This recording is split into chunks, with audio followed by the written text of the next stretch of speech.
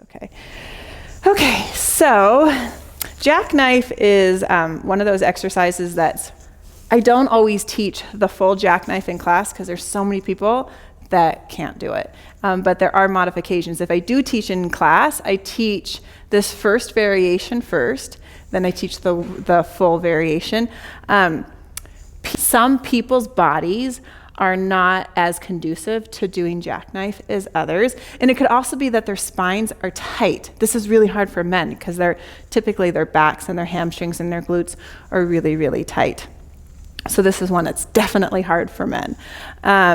This is easier for me because my legs are long, and there's a certain point where when my legs get halfway up, gravity pulls them over.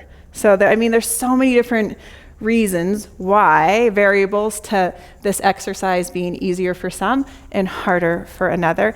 So the easiest way to do this, first of all, it's a red and a green. Your foot bar is all the way down.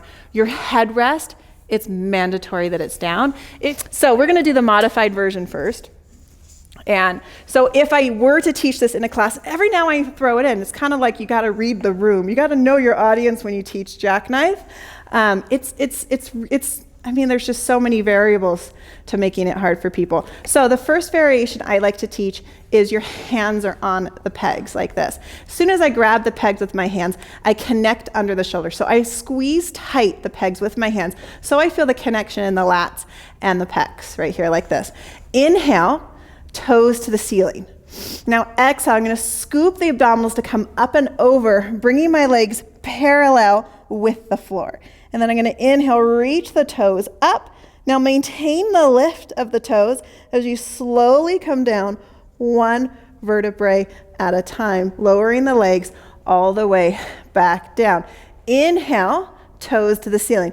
Exhale, scoop the abdominals right there. Hollow out that low tummy as the legs come over. Inhale, reach the toes up. Now you can also think about squeezing those inner thighs together as you slowly come down one bone at a time.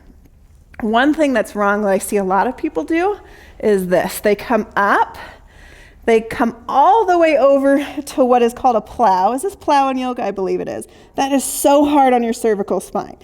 And then they come back up, and then as they come down, they drop, then they lower. So the hardest part, or not the hardest part, but one of the hardest parts is not just this lift right here, or this lift, but it's maintaining that lift as you slowly come down. Now, if you squeeze those inner thighs together, you're gonna be able to trigger the core just a little bit more because those inner thighs help trigger the pelvic floor, which obviously is connected to the core. So squeezing those inner thighs together definitely helps. Now, if somebody cannot do that, here's a modification for that variation. Cross your feet at the ankles. Inhale, prepare. Exhale, firing from those deep, deep transverse abdominal muscles, you lift the hips up. So it's just a reverse curl. So if I'm teaching a class of multi-levels, I get the other people started, and then I say, now, if this is something that's not for you, go ahead and do this variation right here. I have them do 10 like that, and it doesn't have to be a big lift.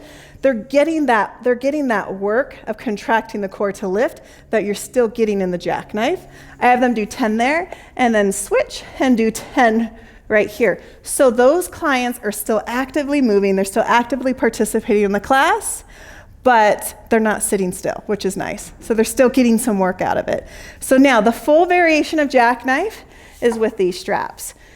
So you're not going to be able to use your biceps as much. You're not going to be able to hold on and use the biceps as much. So it's a little bit harder. You have to recruit the core just a little bit more this way. So fingertips to the ceiling, connect under those shoulders. I'm going to inhale, lower my arms as I lift the feet to here. Now exhale, press into the hands, scoop the abdominals to come up and over. Inhale, reach the toes up to the ceiling. And then exhale, squeeze those inner thighs together as you slowly come down. Now, as soon as the hips come down, the hands reset, the legs lower, right there. Inhale, connect under those shoulders, lower the hands, feet to the ceiling. Exhale, press into the backs of your arms to help lift yourself up and over. Inhale, reach the toes to the ceiling. Exhale, squeeze those thighs together as you slowly come down one bone at a time, like that. I think this is one of the most commonly,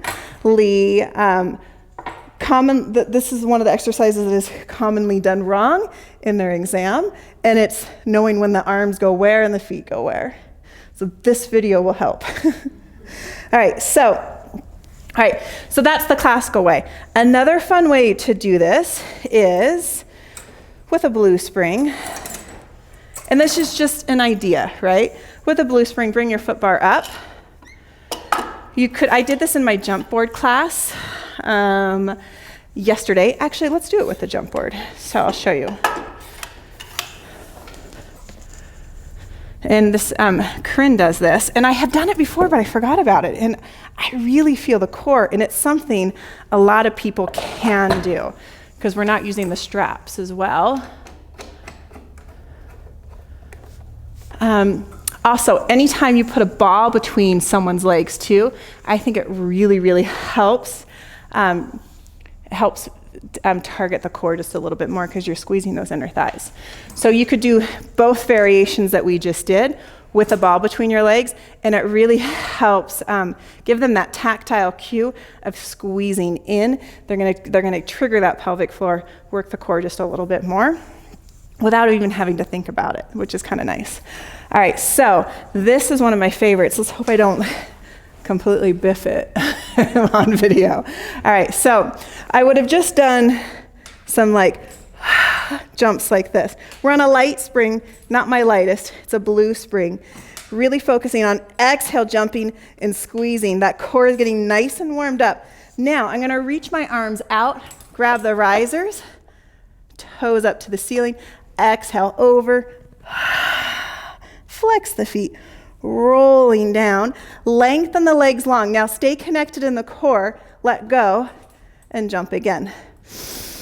Exhale up and over, flex the feet, squeeze the ball, rolling down nice and slow, lengthening the legs down towards the jump board. So this is just a contemporary version of the jackknife or even the rollover on the mat. It's kind of nice. I taught this to 2 classes yesterday and everyone was able to do it. The thing is, people are always scared to let go. I don't know. But look how, when you look at me, look at this. Is that really that far of a trust fall?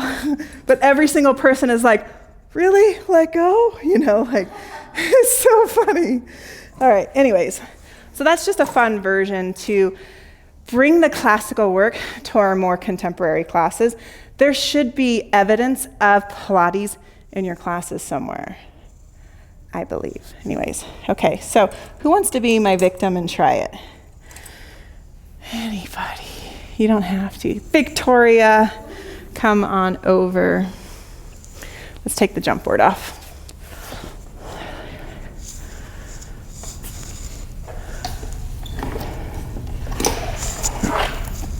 Okay, so we need to do a red and a green. I think, oh, take the blue off. Poor thing. You'd be like, hey. All right, so let's do, first of all, with your spine, is the rollover feel okay for you? Yep. The one that volunteers has scoliosis. All right, well, we'll see how she does. Okay, well, this is a good one to do then. All right, so she's gonna grab onto the pegs, lengthen her legs long. Now, some people really struggle with starting with her legs all the way down. I know with my low back, probably I shouldn't lower all the way down. Just because I can do it doesn't mean I always should, but I don't have I'm strong enough to do it. But most people, I would start at a 45-degree angle, okay? So she's gonna grab onto those pegs, lengthen your legs to about a 45. There you go. Now inhale, just toes to the ceiling. Exhale, you're gonna scoop the abdominals to come up and over. She's not collapsed, which is good. Inhale, reach the toes up. Exhale, squeeze those thighs together as you slowly roll down one bone at a time, bringing the legs back to that starting position, which is right here. Inhale, toes up. Exhale, hollow out those abs as you come up and over. Inhale, reach the toes up. Squeeze those thighs as you slowly come down one bone at a time. She's doing a really good job. Sometimes you'll see people, they come up and over. Not only do they plow, but they lose the length or the distance between their ribs and their hips and they collapse. She didn't do that. Can you do it with your with the straps? I'll try. We'll try. Good. All right. I think she's probably strong enough to muscle through it. So now I want you to connect into the shoulder. So the top of the humerus, you want it to be down onto the mat. Good. Inhale, hands to the mat as your feet come up.